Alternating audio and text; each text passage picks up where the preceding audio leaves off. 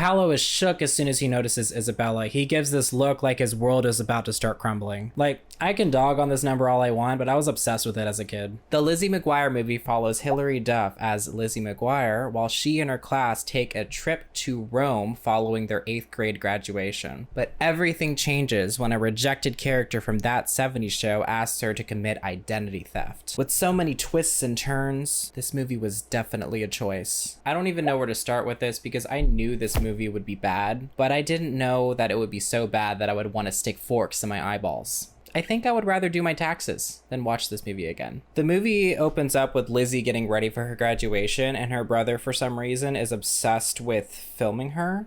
He attaches a camera to a toy car and sneaks it into her room, so I guess he can film her getting dressed. At Lizzie's graduation, her mom establishes that she'll be in Rome for 2 weeks without her. Here we meet Gordo, which is Lizzie's best friend. Lizzie's other friend, Miranda, is in Mexico, I guess. Kate, who is supposed to be the bully in the series, completely ruins the vibe.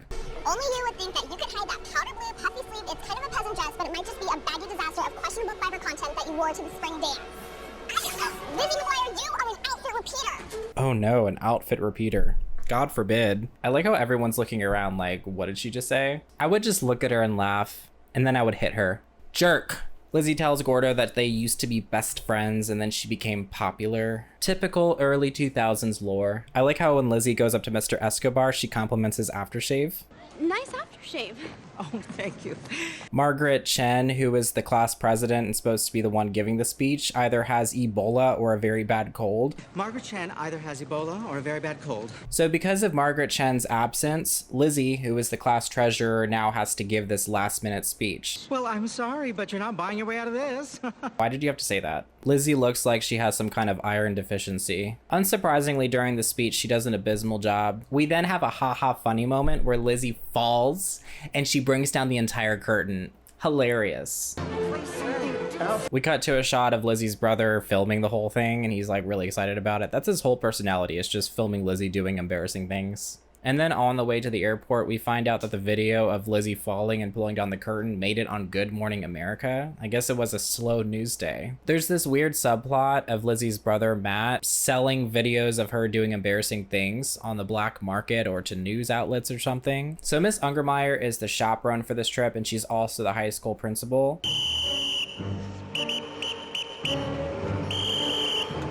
She could be best described to be like a wasp or a giant bear. Attention parents, shut your pie hole. And then for some reason, she has this obsession with talking down to students. She always makes comments like, oh, you're gonna be stuck in retail. You're never gonna amount to anything. Lizzie and Gordo act super cute on the airplane.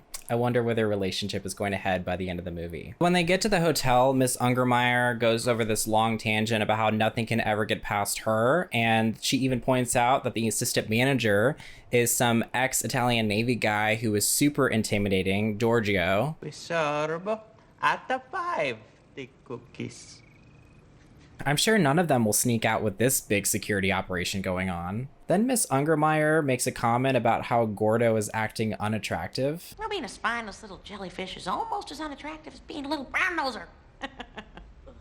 That's weird. Lizzie rooms with Kate. She's super excited about that. I just wanted to let you know, I understand that you want to put all that really embarrassing stuff behind you and just move. I get that Kate is supposed to be the popular girl in the series and the movie, but Kate would not be popular in real life. She would be that girl who never stops shutting the fuck up about anything. You know what I'm saying? My man Gordo gets the shaft in this movie. He takes Lizzie up at the top of this hotel, getting this beautiful view of Italy. I mean, you get this perfect guy right in front of you, Lizzie, and you don't even see it. She just brushes off any romantic interaction with Gordo, and she's like, you're a really great friend.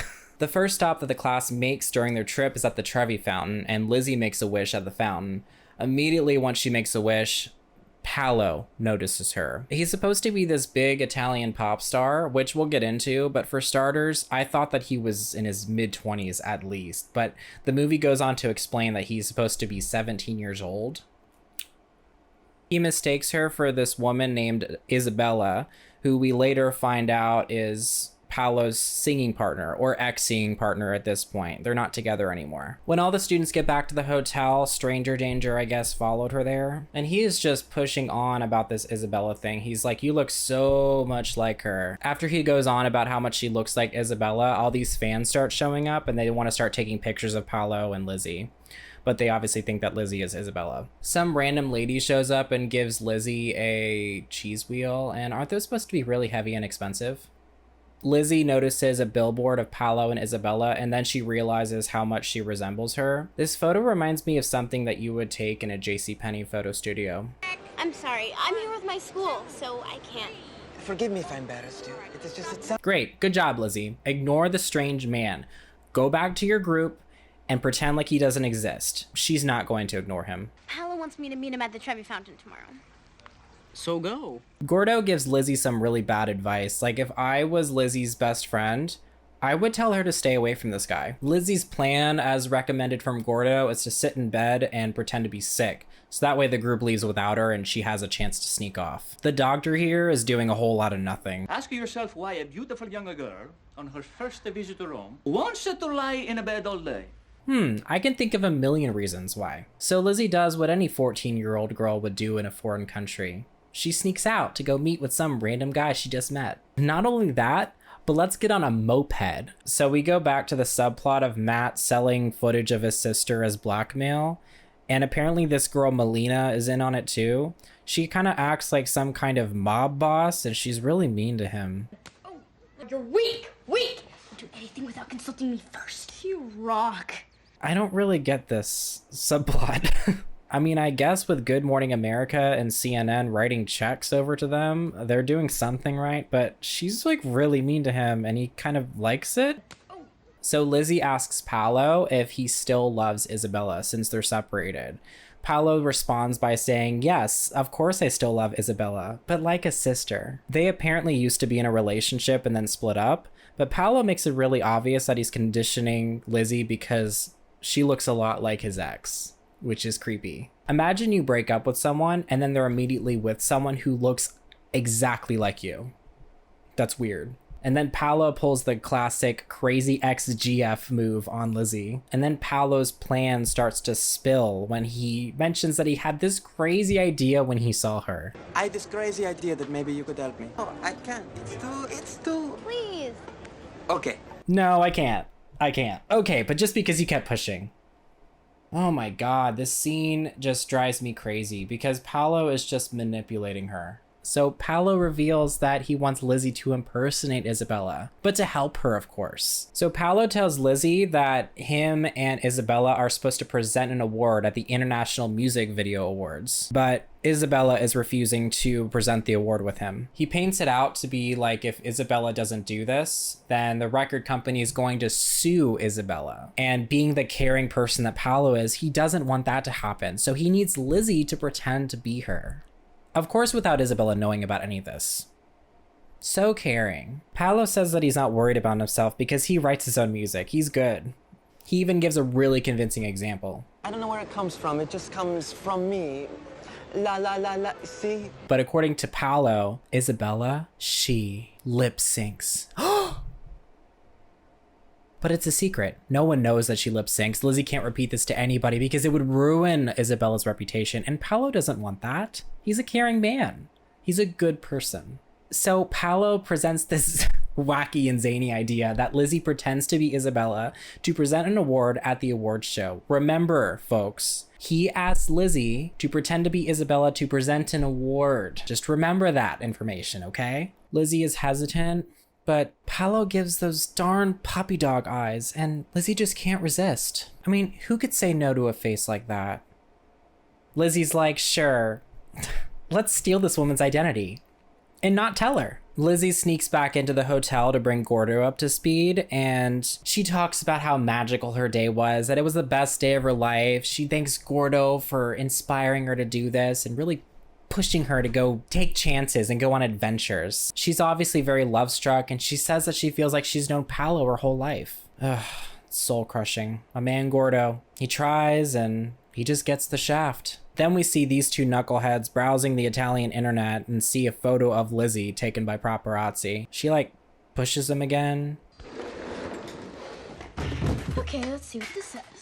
She's so aggressive, Jesus. Then their plan is to use the footage to sell to Italian tabloids. I like the titles for some of this dirt they have on Lizzie, like bee sting on nose, falls into tub. Yeah, those headlines are gonna fly off the shelves. Lizzie continues to pretend to be sick, and Miss Ungermeyer gives her this book to read instead of sightseeing, you know, because she's sick and all. Miss Ungermeyer thinks about the Roman Empire a lot.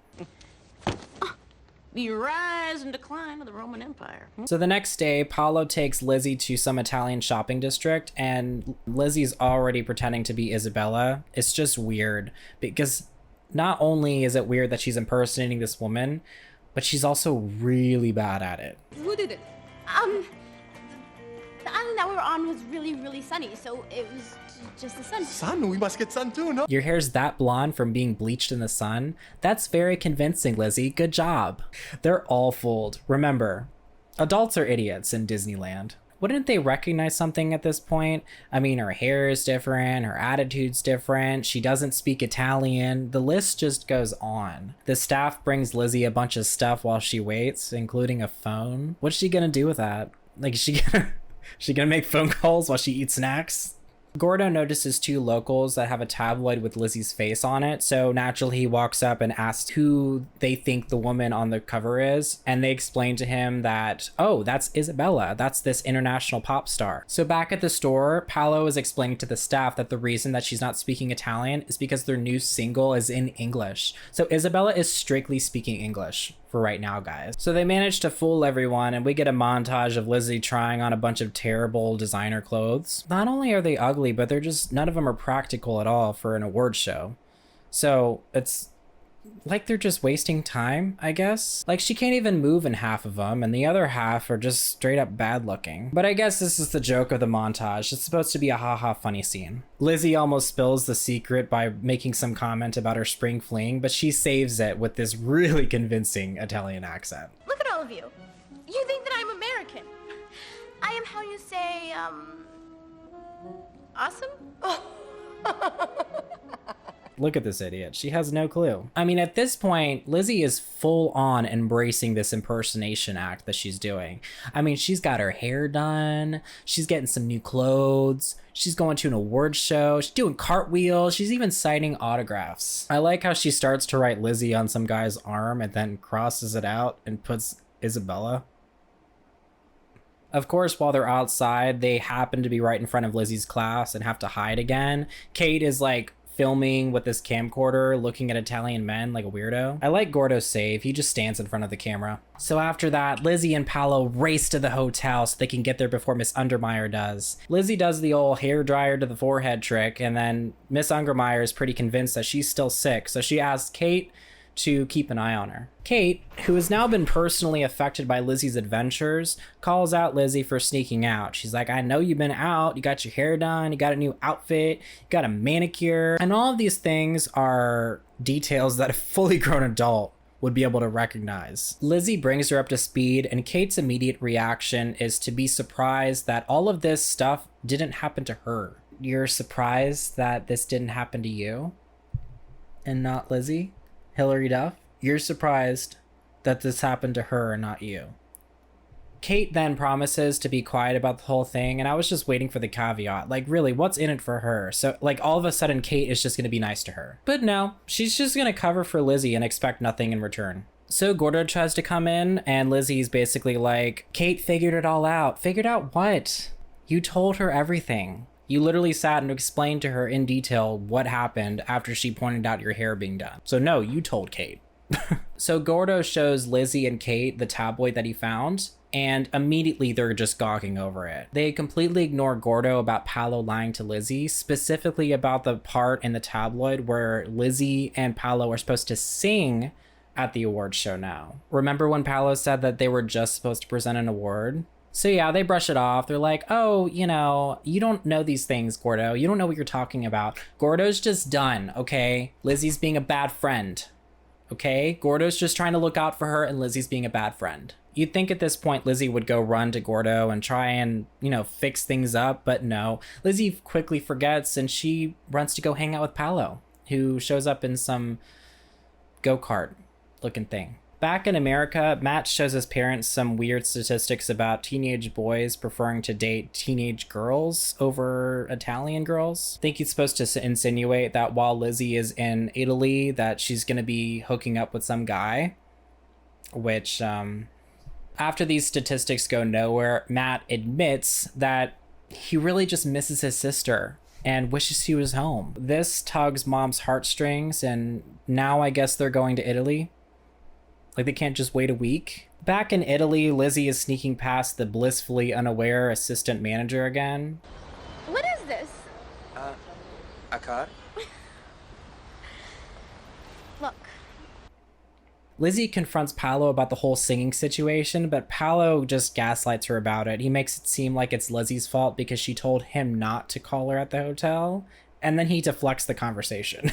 So Lizzie gets in the go-kart and they drive to some Italian garden. Why is Paolo driving in the middle of the road? He's not even almost driving in the middle of the road. He's straight up driving on the lines. So according to Paolo, they were originally supposed to sing at the awards show, but then Isabella refused to sing with him, and Paolo made up this lie to tell the producers that she had some kind of throat problems, you know, to cover Isabella, right? But now the reason Isabella is expected to sing is because a news reporter overheard Lizzie and Paolo talking in front of the gelato shop and reported that her voice sounded just fine. Now the record company allegedly called Paolo and threatened to sue again if Isabella didn't sing. This all wouldn't have happened if it wasn't for Lizzie opening up her dumb mouth in front of the gelato shop. He's so good at changing the subject. You sing? I mean, us sing? Don't worry, Karina. I'll make this work. Look. Hey, look, what's over there? Lizzie asks a very valid question, which is, what is Isabella going to do when she finds out that Lizzie is pretending to be her on national TV? Paolo's response? She's on an island somewhere. She'll never know. Come on, look here. Island, trying to get over all of this. Come on. Lizzie's like, all right, that makes sense to me. And then Paolo vows to Lizzie that he will never let her be embarrassed. Then we get a montage of Lizzie and Paolo running around Rome, and he's just playing her like a fiddle. Standing in front of the fireworks with her, holding her hand. He just makes me sick. Back at the hotel, Lizzie is hiding in a food cart and Gordo notices. Gordo further tries to stop Miss Ungermeyer's attempts to figuring out the truth, and he says that he's been the one sneaking out. And Miss Ungermeyer just automatically takes his word for it. Lizzie's upstairs. It's me. I'm the one who's been sneaking out. You're going home. Which is weird because that would be unrelated to Lizzie being in her room. Like, she would... Why wouldn't you check to see if she's still there? So during that whole mess, Lizzie and Paolo were at a theater practicing their big song. During this, Paolo wants Lizzie to practice lip syncing. Paolo, of course, lip syncs the entire thing, and then Lizzie is singing over the track beautifully, as she always does. Paolo is immediately like, Brava. And now we dance.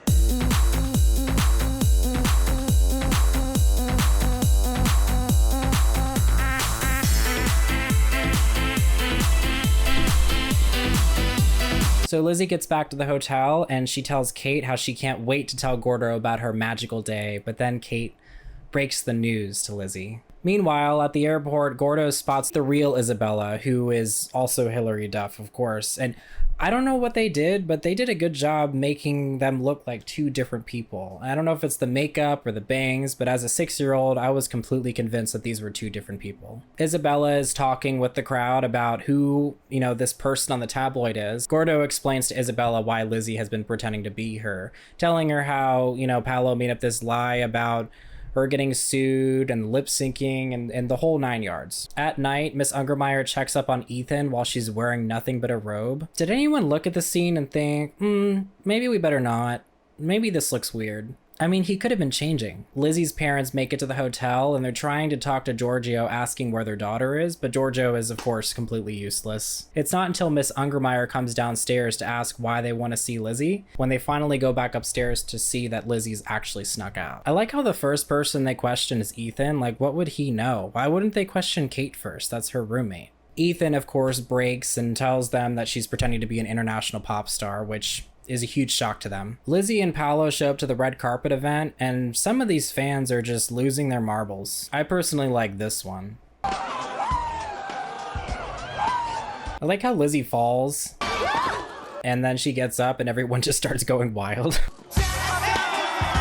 Paolo explains to Lizzie what the plan is, and he's really aggressive and demanding about it. Then he says that she shines like the light from the sun and kisses her on the cheek. Gordo pops up and he tries to explain to Lizzie that Paolo is really setting her up. Of course, Isabella is also there, and she tries to give Lizzie some kind of context about what's really going on.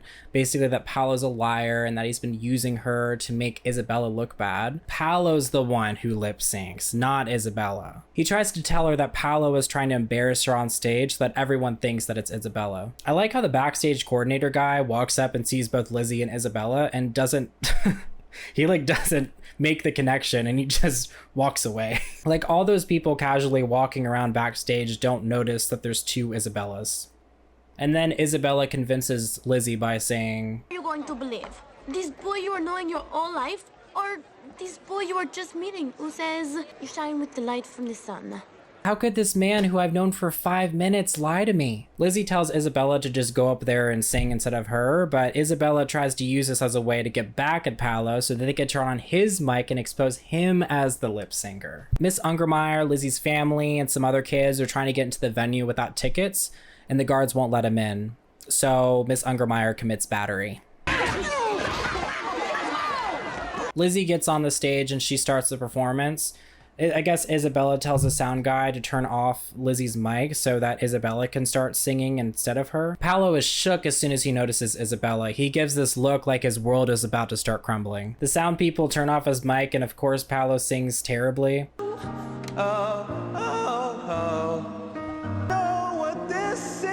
In like a soap opera style, Isabella walks onto the stage like a fucking queen. I like how Paolo just doubles down. He's like, fuck it, let's just try again. This is what dreams are made of. Well, he then gets booed off the stage, and while Paolo is getting swarmed by paparazzi, Isabella is explaining to the audience what happened and why there's two Isabellas on stage. We then get the iconic music number that everyone remembers this movie for. I read that Isabella's voice was sung by Hilary Duff, which is Hilary Duff's sister. I like how Isabella just runs off the stage, leaving Lizzie by herself.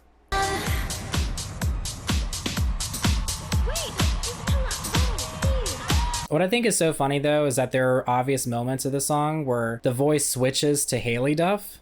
I guess like maybe the hard parts of the song.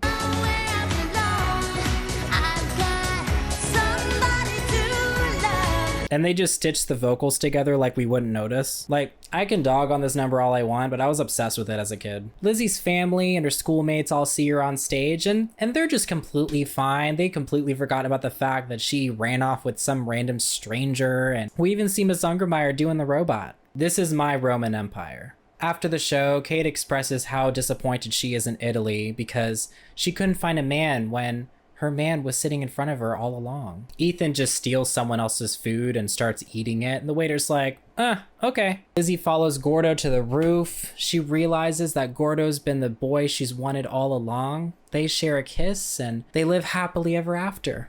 The end.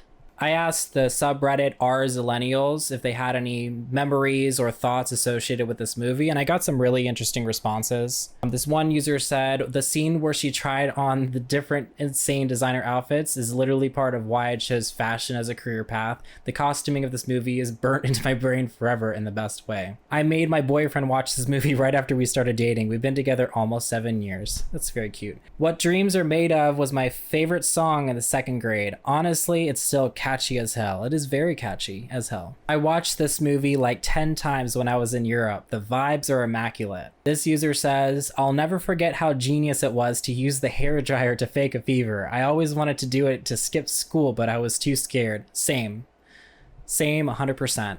I also wanted to try that, but I was too scared too. Because like, what if I was taken to the hospital if my head was too hot? You know what I mean? This person says, I think I remember the reason Lizzie McGuire got to have that solo at the end was that the pop star had to take a pee break.